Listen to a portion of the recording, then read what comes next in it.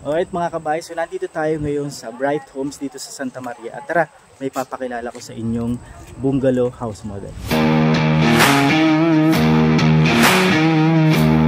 And ito po ang Elise house model.